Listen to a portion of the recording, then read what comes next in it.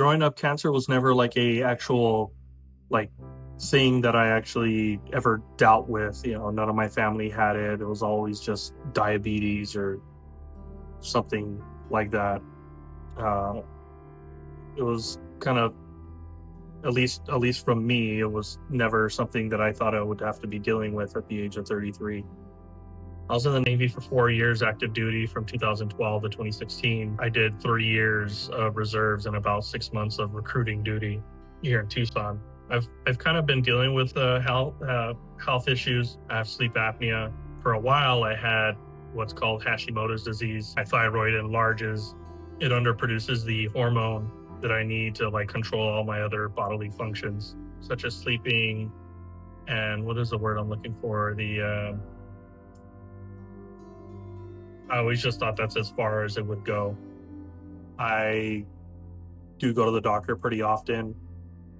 Part of a routine checkup of my thyroid, since it is enlarged, my doctor ordered me to go get an ultrasound done in August or September of last year, 2024. So I went, got it done, and a couple weeks after, I got a call from my endocrinologist, and she said that I had a nodule on my right side and a couple on my left side, and the one on the right was pretty substantial. Or I guess it's like a little past the borderline of when they start testing for cancer. And so, she reassured me everything's gonna be okay. Just, we need a fine needle biopsy. So I scheduled it about mid-October.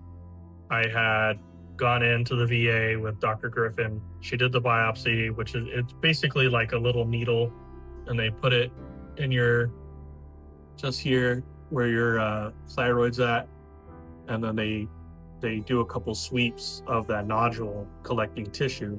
She said it could be cancerous, but 5% sure that it wouldn't be. Fast forward a couple weeks, my wife and I were just stressing about it, when are we gonna get these results? It was supposed to only be a week or two. What's going on? I should be getting a phone call. What's going on? I wasn't so worried because the doctor said 95% that I was probably a benign nodule. She said less than 5% that it would be an issue. So a month goes by, and finally I get a call, and the doctor said it's inconclusive. We don't know what it is, so we're gonna have to do another biopsy. So my wife and I were just okay, I guess that's good news, and it's not bad news. Unfortunately, I had to go get another biopsy early January, and I was not looking forward to it because it kind of sucked putting those long needles in my throat. So I go back in. It was actually easier the second time around because I guess it's just I knew what to expect. She did it. She made sure she got more tissue samples. She double checked the tissue samples were sufficient. About 3 or 4 days later, it was the testing's on a Friday, and I think that next Wednesday she gave me a call, and she told me that I had papillary thyroid carcinoma, and that this is probably the most common type of cancer of the thyroid. Most people that have this type of cancer survive 5+ years, even more. She reassured me that everything was gonna be all right, and she kind of gave me the game plan of what to expect. First thing she said, all right, it's time to get you into surgery and remove your thyroid. After that, you won't have to, but depends on how the surgery goes, you'll get some radioactive iodine. My wife took it really hard. I mean, I didn't know anything about this cancer, so all I hear is cancer. What are the odds? 5%. And then of that 5%, very little of that 5% are men. I ended up getting scheduled for a consultation with a surgeon at the VA. So my wife and I went in. This surgeon was a ENT surgeon, and she seemed kind of, obviously she's a surgeon. She knows what she's talking about.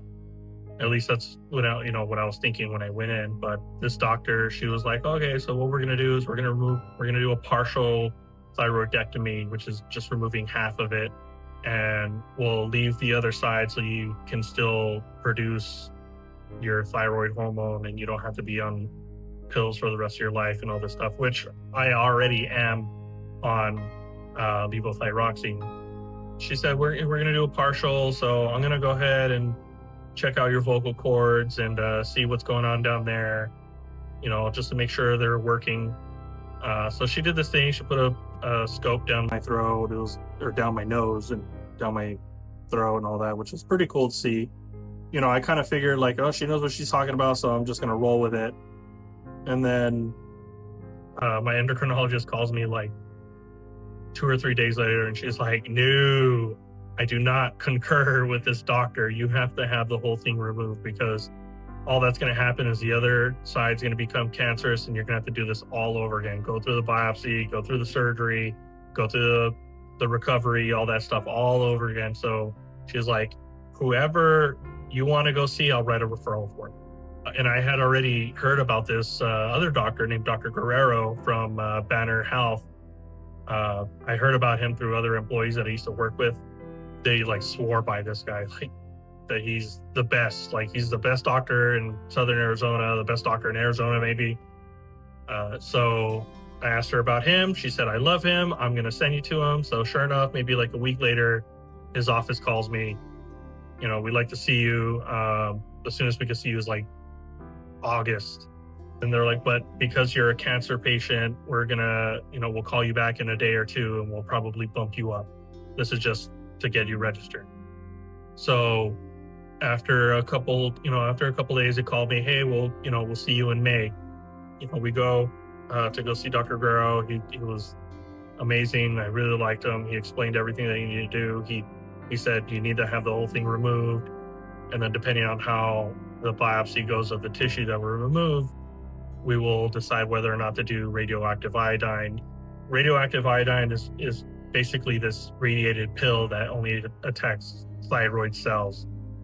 When you take it, you become radioactive, and you have to isolate from family. You can't be around anybody because everything becomes radioactive, like your sweat, your saliva, and basically anything that comes out of your body becomes radioactive.